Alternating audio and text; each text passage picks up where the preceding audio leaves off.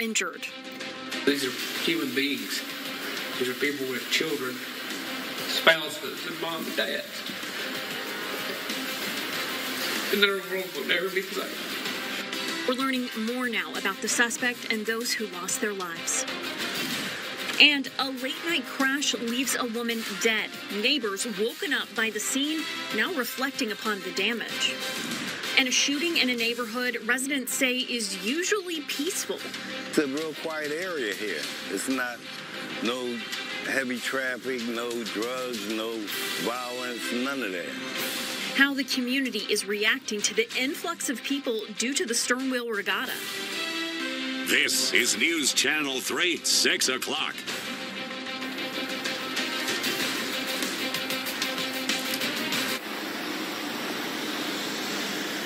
Welcome to News Channel 3, 6 o'clock, everyone. We are still following that breaking news alert here in the Allen community of Floyd County, Kentucky.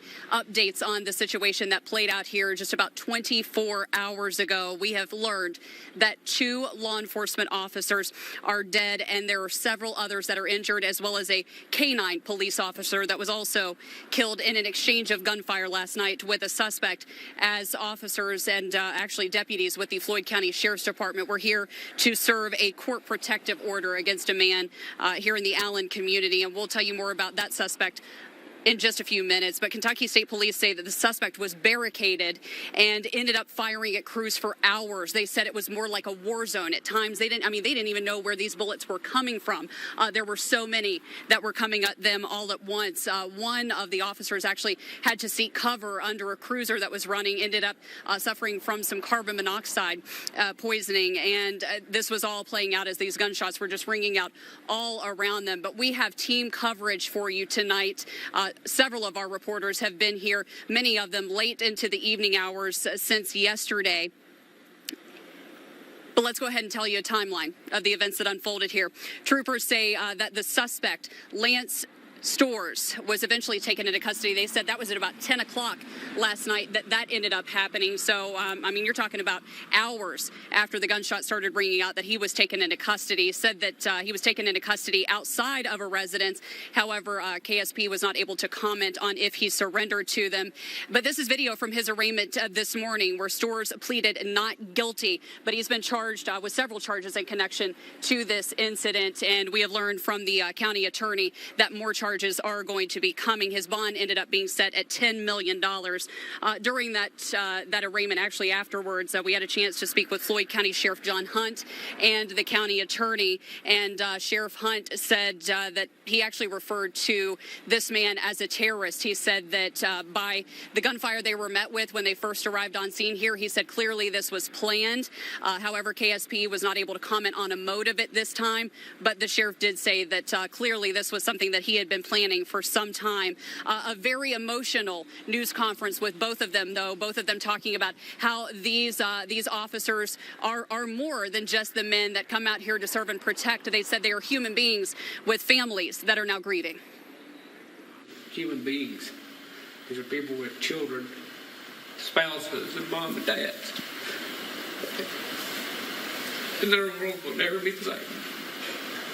There's no comforting that.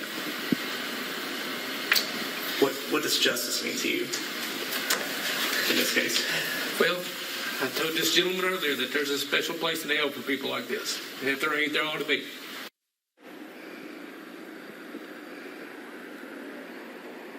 Well, now let's take a look at the 2 men who lost their lives here in the line of duty, working to protect us. These are men that put their lives on the line every single day, putting on that uniform, and unfortunately lost their lives here last night. We're talking about Deputy William Petrie, who previously worked with KSP, and chatting with KSP today. They said, we're grieving because we worked with him so closely, and also Prestonsburg City Police Captain Ralph Frazier. You'll be hearing more about him here in just a second. He was also a man who was a school resource officer working to protect our children in schools, and then also lost canine officer Drago. Drago was inside one of the Floyd County Sheriff's Office vehicles during that shooting.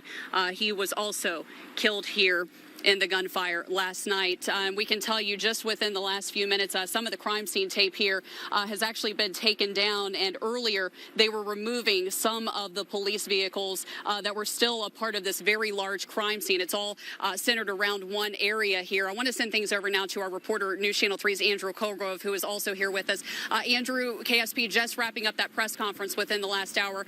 Give us some of the highlights of what we have learned from him here today as far as some new information in this. Yeah, Taylor, Trooper Matt Gayhart with Kentucky State Police did provide a brief update just after 5 o'clock this evening, still not releasing a lot of specifics about exactly what happened here, but they are referring to this as one large crime area. At this point, they still haven't pinpointed the exact residence where this shootout took place last night on Railroad Street here in Allen. Trooper Gayhart saying that 2 of the officers that were injured last night are still in the hospital tonight in stable condition. Another officer listed in critical condition tonight. Yet another officer, they say, has been treated and released from the hospital.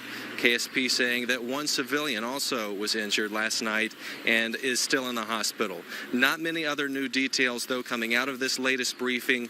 Gayhart saying that the suspect, Lance Storrs, was taken into custody last night outside the residence, but would not confirm any other specifics on exactly how he was brought into custody or if he surrendered. Gayhart did talk about the heartbreaking impact this is having on everybody in law enforcement. Take a listen. It's heartbreaking. Anytime you have a loss of life, not only did I work with these people, these were our friends. And as a community, we have to stick together and push through it together.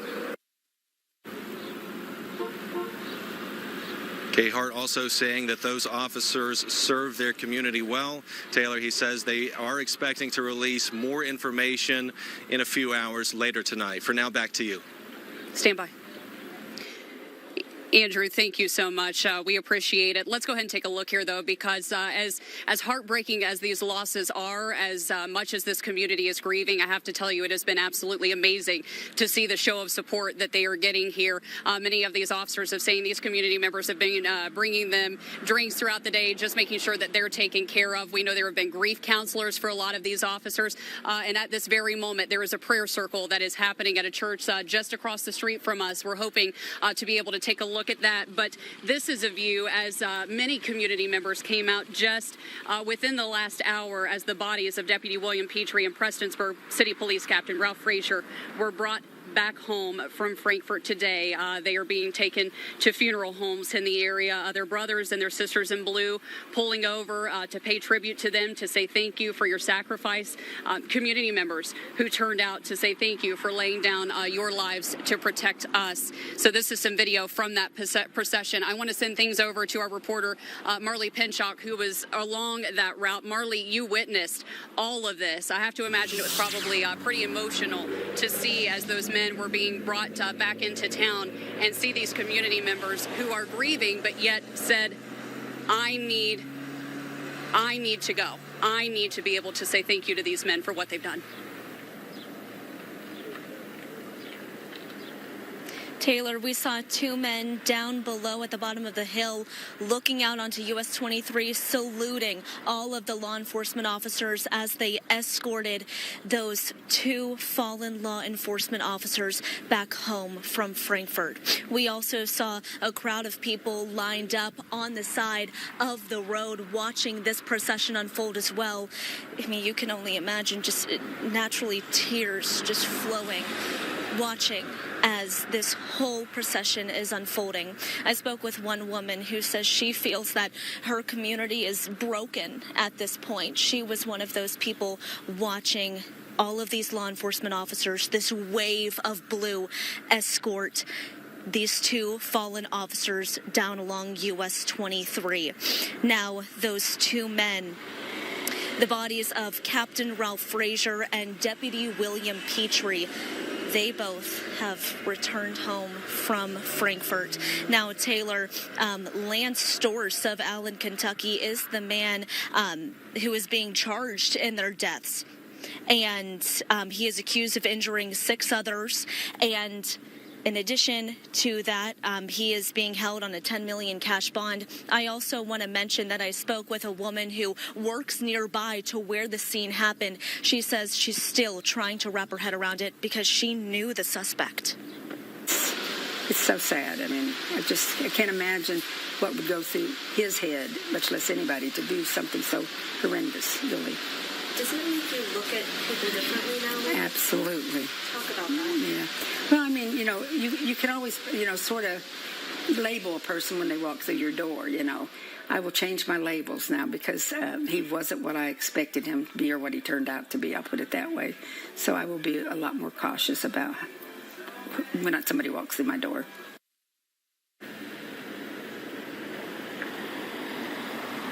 Taylor, you can see behind me cars are passing freely in and out. It's much more quiet right now compared to earlier this morning, even last night. But of course, law enforcement officers and investigators will be on scene into tonight, even into this weekend, combing through any evidence, talking to witnesses, and we'll be sure to bring you the very latest here on WSAZ.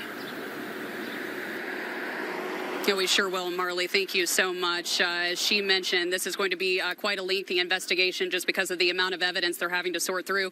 Still interviewing witnesses who heard the barrage of gunfire that was exchanged here last night. I want to go ahead and take a look here, though. As you saw in some of Marley's video, I think it's remarkable to see young men and young women who were along that route today saluting to these two men, and also to think about those that were injured and are in hospitals now trying to recover. Of course, our thoughts are with them, but we'll go ahead and take a look here again at the two men who were killed here last night because we want to honor them and remember the legacy that they leave behind, because these were two veteran law enforcement officers, talking about Deputy William Petrie, who was a previous KSP trooper. And over the years, we've had the pleasure of talking with him and working with him.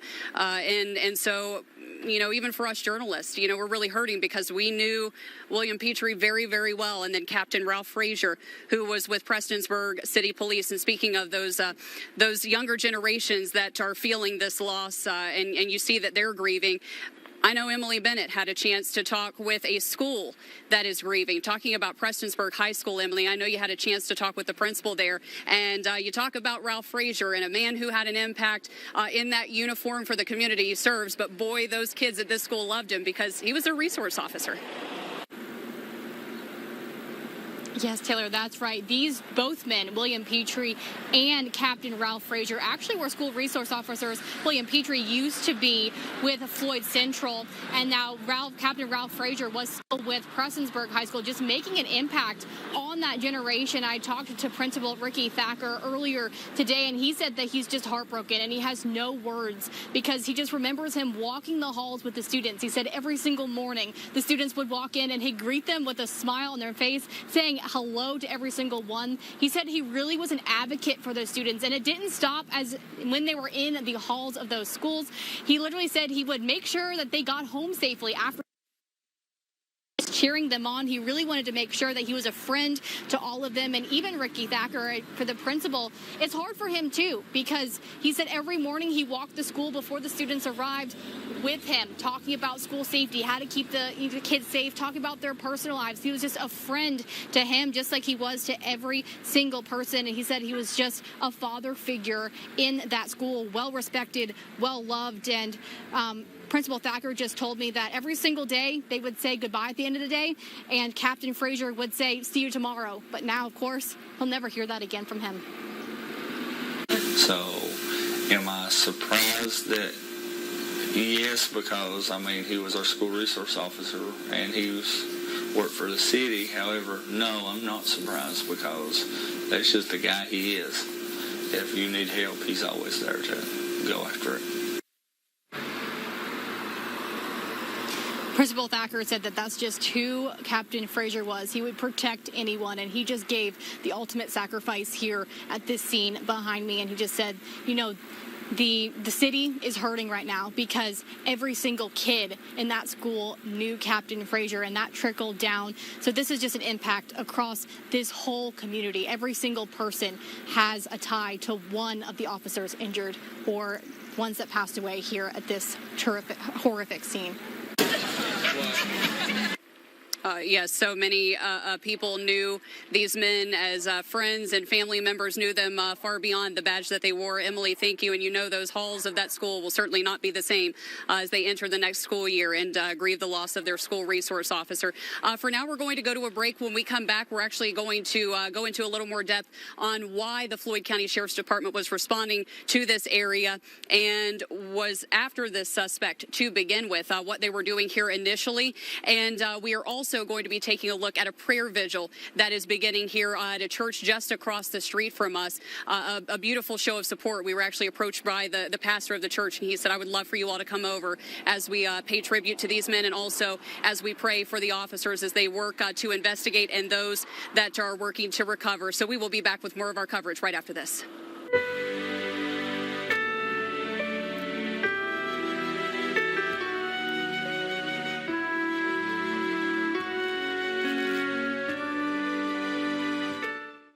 At WSAZ, we ask the questions nobody else will.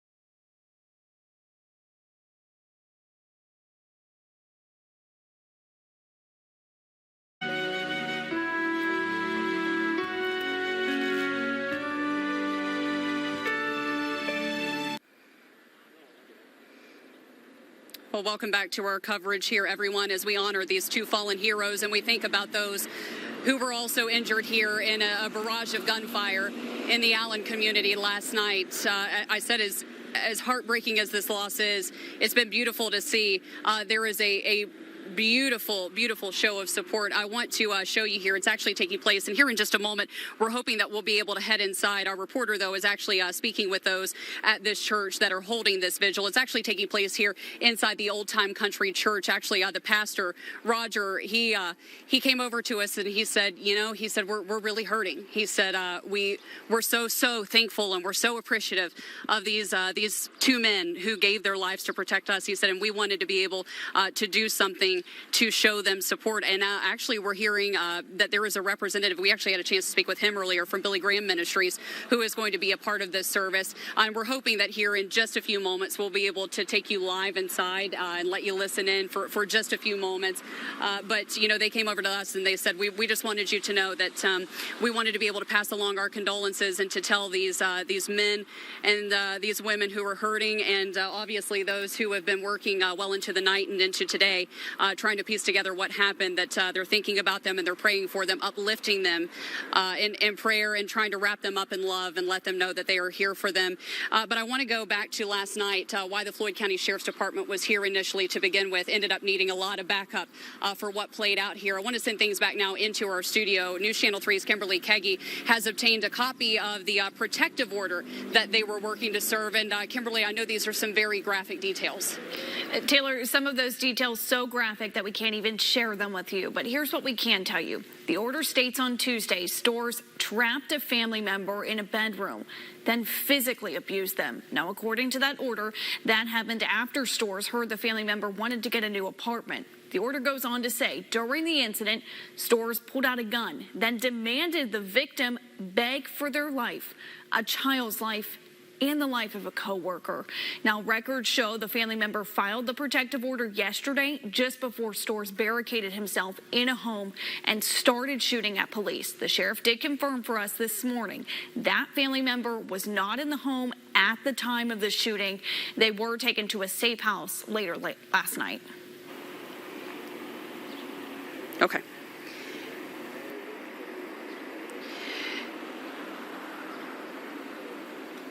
Kimberly, thank you so much for that report. Everyone, our coverage will continue right after this.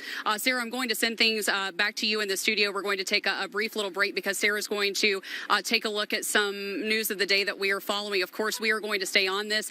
We will have live reports for you tonight at 10 and 11. And again, hopefully we will have a look at that prayer service as it begins here in just a few minutes. For now, we're going to take a break here for just a couple of minutes, and then Sarah will join you right after this. Hello, I'm Tillman Fertitta, owner of the Golden.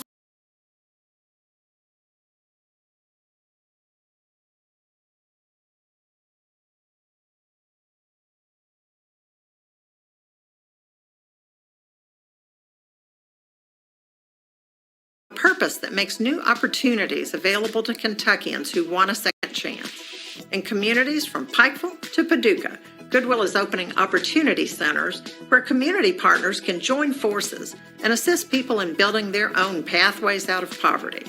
So please know that when you shop at one of our 67 Kentucky Goodwill stores, your purchase has a purpose, changing lives and strengthening our communities. When you see the future, defy it. See the future, defy it. Freedom from the wildest parts of your imagination. Raise the bar and exceed it. Make the road ahead by being the muse and the maker. By making this journey legendary. Be iconic. Catch live local streaming TV, free at viewit.com or on the View It app. Stream content from your favorite stations here and across the country. Plus, watch exclusive events and original programming all in one place from your favorite device. Keep up to date with what's happening in your community with news, weather, prep sports, and more. In today's Living Right, here's what you should do to up your workout routine. Search View It in your app store and download for free today.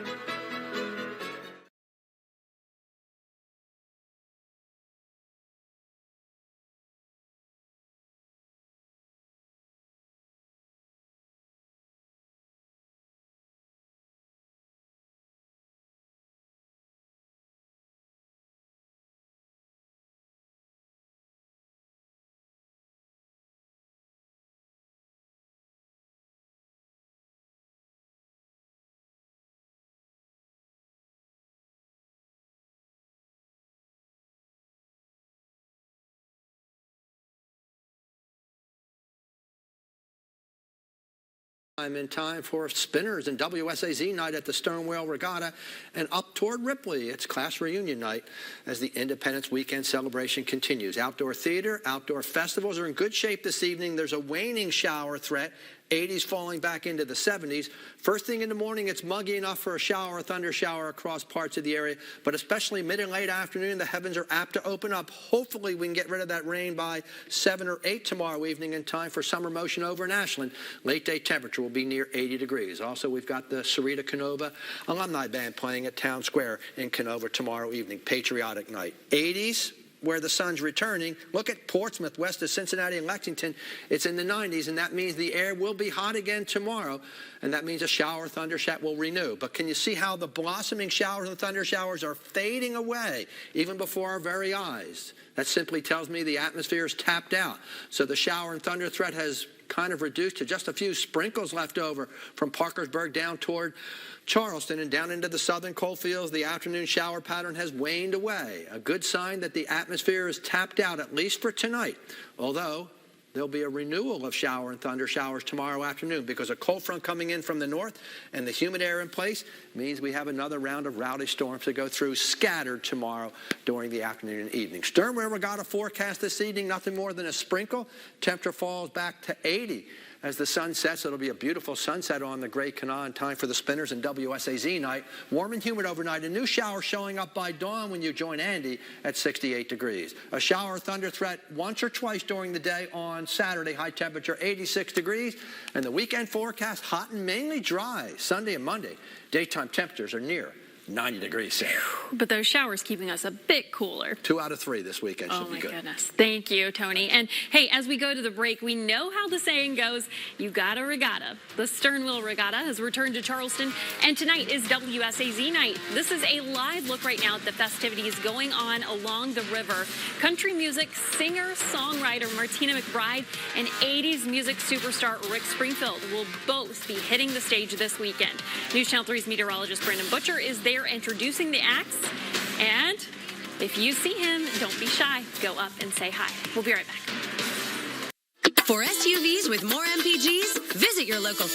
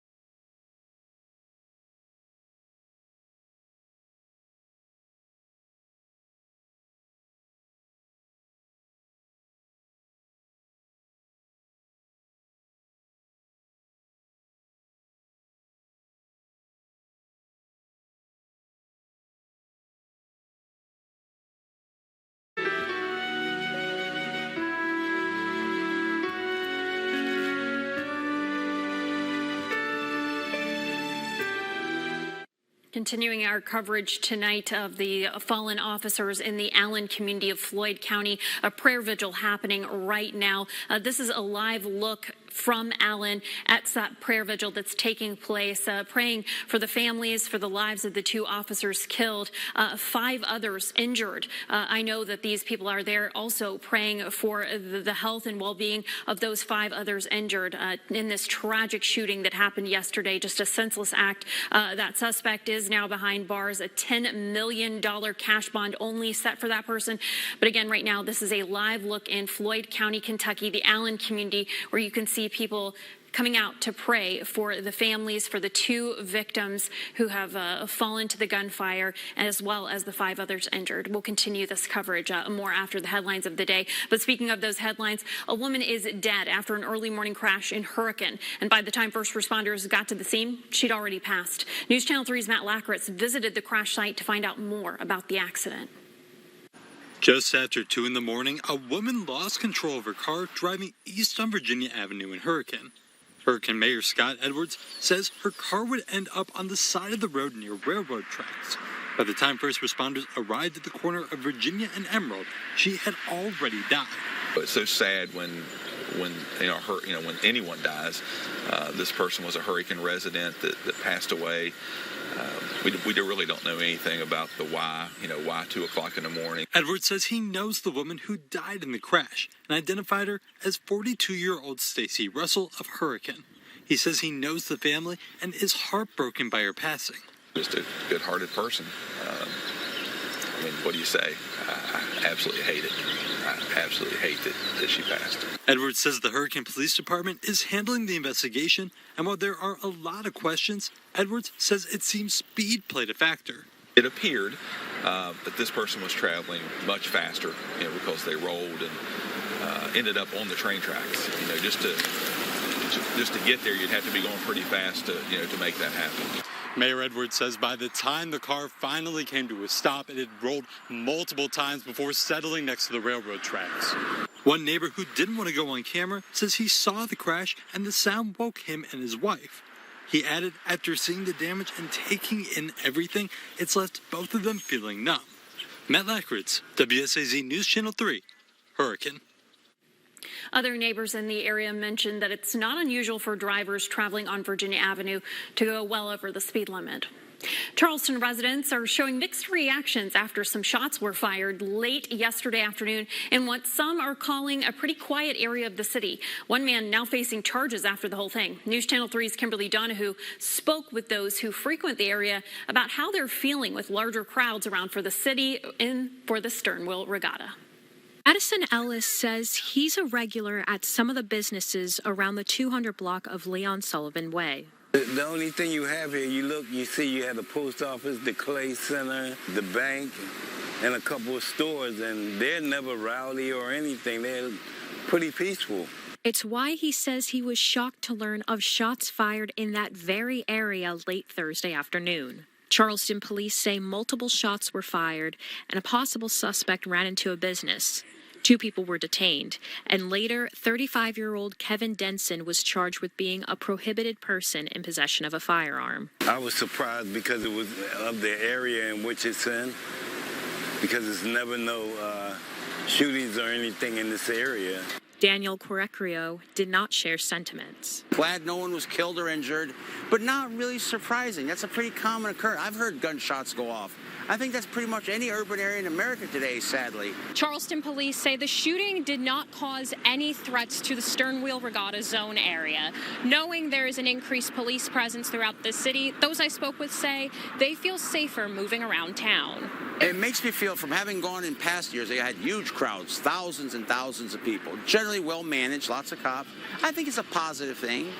Watch out for pickpockets, usually well policed. I feel safe anyway, but even when the Regatta is not out here, the police presence is always around. Kimberly Donahue, WSAZ News Channel 3, Charleston. Now, Denson is charged with being a prohibited person in possession of a firearm, and Charleston police say more charges could be added. Let's get a final check now of this ever-evolving situation out of Allen, Kentucky following that mass shooting last night. Let's head back to Taylor Eaton, who's in Allen, Kentucky right now. And Taylor, what's the latest there? Well, Sarah, we can actually tell you, just to give you a look at the scene, it does look a little bit different since we first checked in with you a little bit ago. Some of the crime scene tape has actually been taken down here.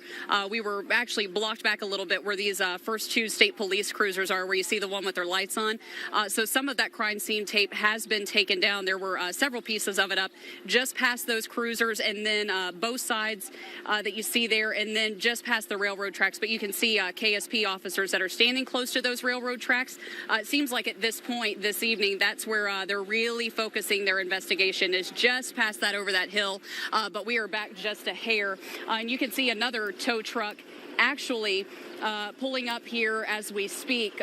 Just a little bit ago, within the last 30 minutes, there were several tow trucks that were here, and they were taking away several different cruisers that were still blocked off by that crime scene tape. And we were told by KSP that those are actually going to be part of evidence. They're towing those away to be able to look through those, of course, comb through and see if they can come up with any evidence to build their case against the man who was charged in the middle of all this, Lance Storrs, who was arraigned on charges this morning after police say he got into a barrage of gunfire with them, that the Floyd County Sheriff's Department had actually shown up early yesterday evening. They're thinking close to 6. KSP was called here to assist them at about 6:44 and were called to serve court-ordered papers to him. And that when they showed up, the Floyd County Sheriff John Hunt said, unfortunately, he said officers didn't stand a chance. He said, it was very clear that this suspect had a planned idea, and he said he executed it perfectly, and he said a lot of these officers just had to try and duck for cover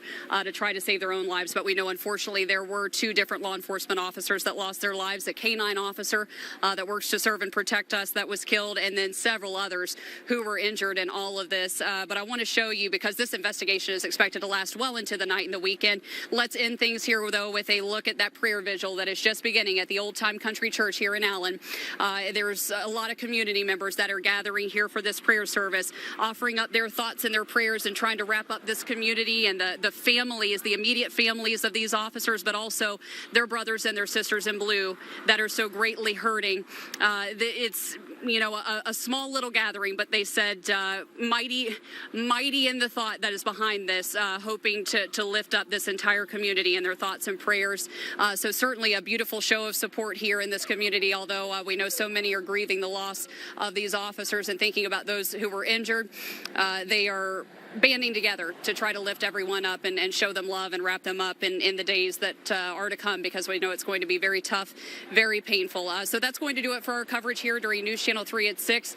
We will be back here live. A lot of our team members are staying here well into the evening. We are expecting another press release from KSP at some point tonight, but our coverage will continue at 10 and 11, and any new information that we get, we will post it for you on WSAZ.com. We appreciate you joining us this evening. Let's go ahead and take a look at those 2 officers who were killed here as we pay tribute to them and say thank you as they laid down their lives in the line of duty. Deputy William Petrie and Officer with the Prestonsburg Police Department. As you can see here, 2 men who gave their lives to protect us. So this is another look at them. And again, our coverage will continue at 10 and 11 o'clock and the latest on WSAZ.com.